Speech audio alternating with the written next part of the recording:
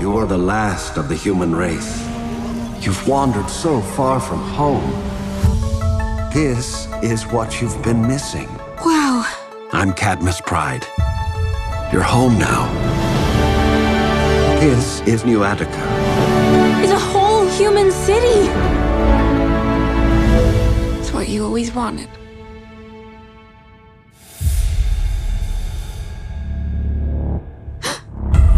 What? Who are you? I can't believe you're here. I am an Eva, like you. Waited 16 years for this. New Attica's not what you think. Cadmus has his eyes on you. Eva, we are on the verge of starvation. But I've learned of a powerful energy source on the surface that will save us. With your abilities, you are going to lead me right to it. If you remove the source, all life on the surface will die. My friends, my family. I won't let you hurt them. Natural law compels us to survive. Let's go! You protect them over your own kind? It's eat or be eaten. Us or them. They're going to kill us. You can't talk your way out of this. I will find a way to save my family.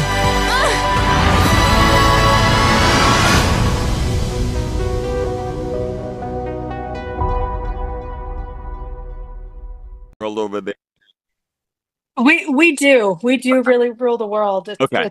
It's our responsibility at this point. Okay, somebody needs to do some ruling, so I'm glad you guys are taking over now. You know, if I could take over that type of rule, I would have done it by now, I promise. Now, I know we're going to be talking about WondLa and season 2. That starts, by the way, Friday, April 5th on Apple TV+. But I do want to know if I am considered a nerd, and maybe by the end of this interview, you can let me know if I'm a nerd or not, because I'd like to know. Well, this is actually the second time in a couple of months that I've gotten to talk to you. The first time was talking about an everyman who spends a little too much time in a courtroom. So I'm excited to talk to you again. Yes. So shortly. The other show is great. I'll talk about that. Go to our channel to see him to see Gary Anthony Williams talk about that character. But here we're talking about WondLa. So my question to you, sir, it goes to that. It's, what is the difference between playing a character on a TV show and getting to voice a character from a cartoon? What is the difference in acting styles there? You just asked a great question about the difference in animated and on camera. I will tell you, I used to say, and I still kind of believe it, I think one of my best acting teachers ever was Bugs Bunny. I watched so much, like just all kinds of animation, but he was my guy. And even on camera acting, I'm very physical. I kind of start everything from a vocal and a physical thing. That's kind of how I build characters. So unlike most people, I probably don't see that much of a difference because I so admire animation. And then also, like, say this character Rovender that I'm doing on WondLa, like seeing his body and knowing the weight of the world that's been put on him from his loss of family and now taking care of Eva, I kind of get to work the opposite way of knowing what he's been through and putting that sound in my voice so it can match his physical appearance as well. So the short answer again is I probably see less difference in the voiceover and on camera than other people, just because I'm such a cartoon freak anyways. Even in my regular acting, a lot of that animation comes out in it. It's been so much fun to see you in multiple facets in this last 4 months. It's been so much fun. So let's talk about Rovi, of course, who you play on WondLa. In season 2, we get to see more of who he is on the inside, not just how he reacts, especially to Eva on the outside. Yeah. So what has been so great about transitioning from season 1 to season 2 with Rovi? I think the big difference is we we get to understand more of his pain and where he's coming from. Uh, because they're both coming from a place of loss. Like Eva doesn't know who her family is, where she's really from, what's going on, who these people are in her past, and why she is where she is now. And Rovender, we find out that he's had a huge loss in his life. So it's these two people that have both had losses who are kind of helping each other out. And they get to become, like you said, when they first met, it was a very contentious relationship, and I'll help you do this, you help me do that, and then we're done with each other. But it turns into way more than that. It turns into more father-daughter, best friend kind of relationship of a protector and someone who just genuinely cares about someone else, but is also afraid of losing them as well. What have you learned about yourself while playing this character? Because as you said, it's you kind of took a step back and you do a little bit of a different acting style with him specifically because of his stress. But what have you learned about yourself through this character? I will tell you that just some of the things that we did, it took a lot of experimenting to get to where the director and the producers wanted him to land. When we started out, it was a much thicker accent, a more non-human dialect kind of thing we were using, and a lot of his native language too. I had to learn a whole bunch of this whole new language that was made up for him. So I think what I have learned is probably the joy for real of just taking on some other language. Like I already speak a little Spanish, but when you're taking on a language that doesn't really apply to any known human languages, that was so fun to get to play with in this series. And now I think I do believe that, by the way, I've said this several times, but a lot of the characters I play, I steal a little bit of my father for them. And I definitely, the more I play characters like Roby, the closer to my dad, who's no longer with us, the closer to him I feel, because I get to take a lot of his fatherly type of energy and put into some of these characters, which makes it more real for me. It makes me miss him a little bit more, but it definitely makes it more real to me, and it makes the characters more rounded out.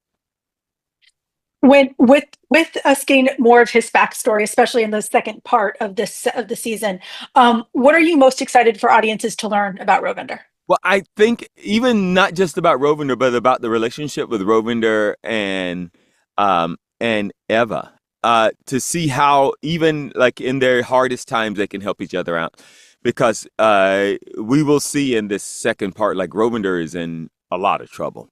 And he's been helping Eva out this whole time get on her way to her journey. And he really needs her at this time. So that being able to accept help from someone who once he didn't even want anything to do with, just get away from me. So that's great to see, him being accepting of his weaknesses and what he needs from someone else. Wonderful, wonderful. Thank you so much for your time. My last big, really quick question is: if you could have audiences take away one thing from the second season, we had found family in the first one. What would you say for the second? Well, you're saying find family, like, well, for the second season, I think there is more just of that definition and that thought of, who is your family? Who's your friend? Who do you choose to make? Not just friend, but who do you choose to make family? And sometimes the family that you were given is not the one that you would have ever accepted. Sometimes they are. Sometimes you can become more of a family with them. But I believe it's that who do we choose to make family, what they mean to us and for us, and what we will do to and for them. Oh, that's absolutely by the beautiful. way, am I a nerd, Heather? Have you been able to decipher if I am or not? I was actually going to say just before, you are definitely a nerd. I think you've definitely made it into the nerd family for sure. Thank you so much, Gary. Thank you. Great to see you again. Thank you. You too. WondLa season 2 premieres on Apple TV Plus on April 25th, and of course, check out the first full season right now. Thank you so much, and you have a wonderful day. Sister, always great to see you. O'er the glad waters of the dark blue sea, our thoughts as boundless and our souls as free, as far as the breeze can bear the billows foam. Survey our land and behold our home. Let us be one with the heart of the forest.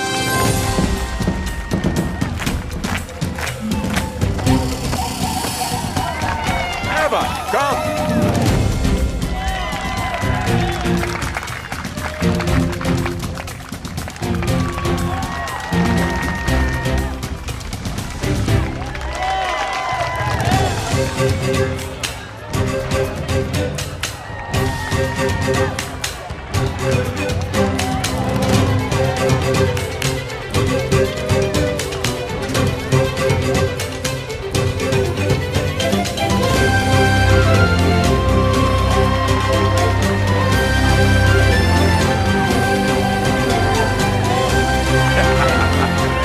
Come on, Eva.